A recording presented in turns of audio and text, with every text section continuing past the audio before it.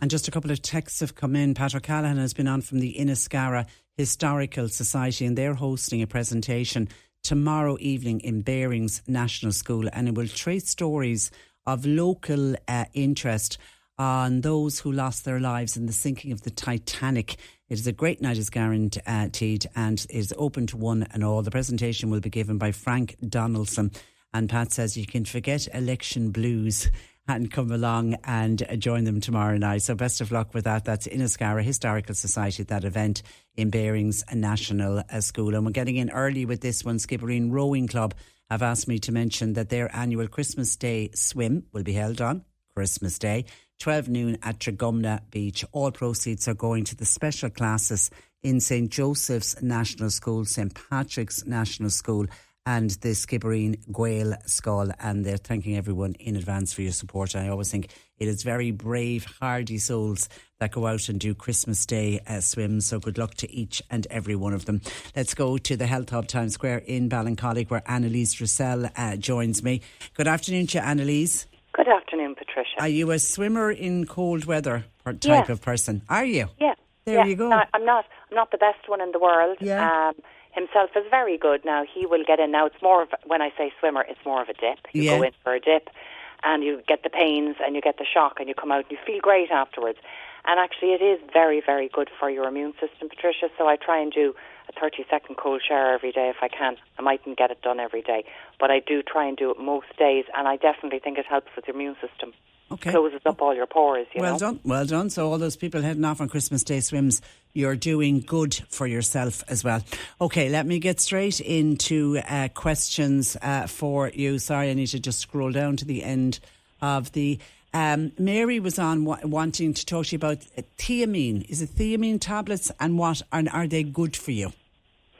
Okay, so it could either be the Thiamine or Thiamine, which is one of the B vitamins, or maybe it's the L-Theanine, which is an amino acid that people take for helping focus, concentrate, to help with anxiety, to help calm the busy body, busy brain at night for sleep. So that's a good one for all of those things. That's spelled with a capital L, and then it's Theanine, and it's generally safe with most medications.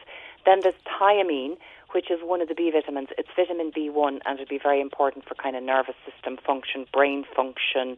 Actually, that was probably one of the first vitamin deficiencies that they discovered with sailors that were eating white rice on long voyages.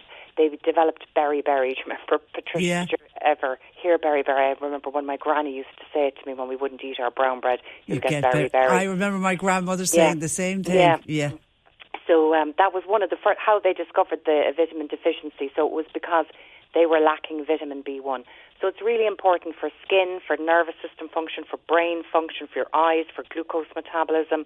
Helps you get your energy out of your food. And generally you would take that as part of a vitamin B complex. Okay, John was on. He has developed what he describes as a nasal drip, which is constant. He says once he's swallowed, it's back again. He can feel it. He said it's hard to sleep with it. It just seems to be absolutely continuous. He said he doesn't have a cold, just this nasal drip, and it's go running down the back of his throat. Any idea of what that could be? So a lot of people will sympathise with that, Patricia. A lot of people have a post-nasal drip, and sometimes it develops after a cold and it doesn't go away. Some people get it in the summer, some people get it in the winter.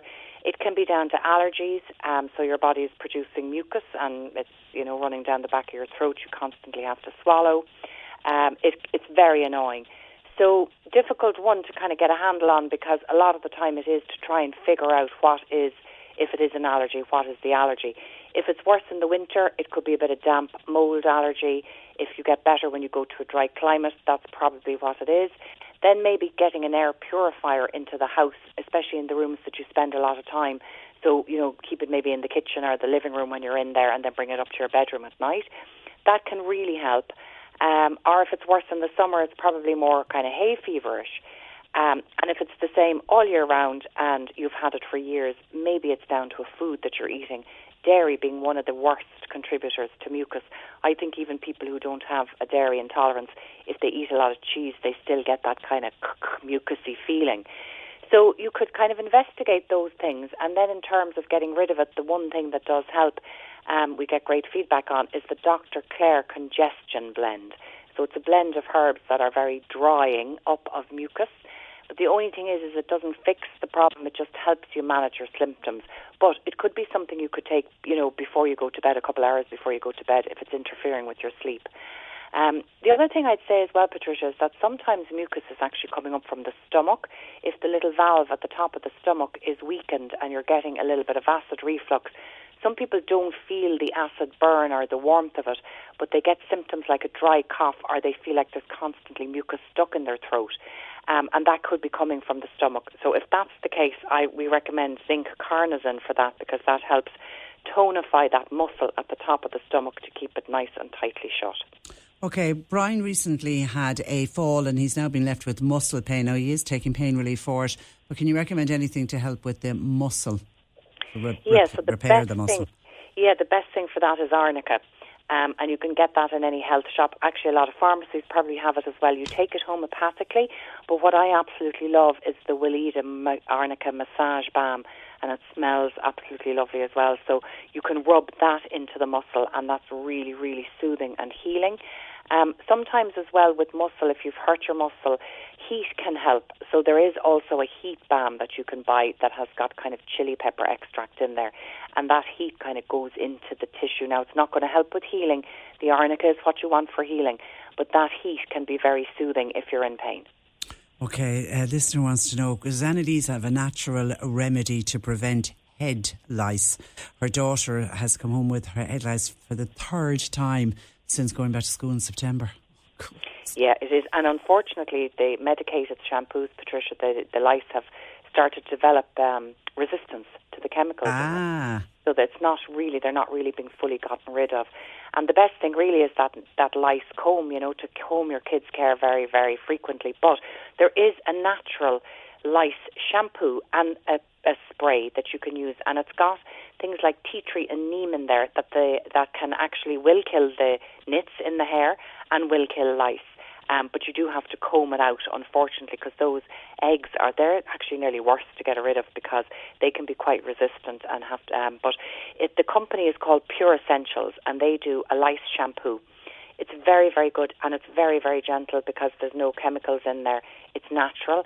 And then they also do a spray. And the best place to spray, or if you're just using tea tree oil on its own, is kind of around the back of the head, neck and the ears, because they tend to like to land there. It's nothing to do with dirty hair. In actual fact, they kind of like clean hair. So, but it's at this time of the year in schools when kids, the windows aren't open, the kids are in school, they're sitting next to each other. Most kids get a dose of lice this time of the year. Yeah, but the third time, it's cruel. It really is cruel. Okay, a listener has a 3-year-old son who she describes as a very fussy eater. He refuses point blank to eat any fruit or veg. What vitamin tablet would Anneliese suggest to substitute for the lack thereof of fruit and veg? Yeah, I think a good multivitamin really overall. Now, there are things you can buy that are called kids' greens by a company called Terra Nova. It's a powder, and you could disguise that in smoothies if you could get your kid to eat a smoothie. But again, if they're not eating any fruit at all, maybe that's not an option. So good multis for kids. The kids love the Animal Parade ones by a company called Nature's Plus because they come in either a gummy or a kind of a chewable, so they feel they're getting a sweet.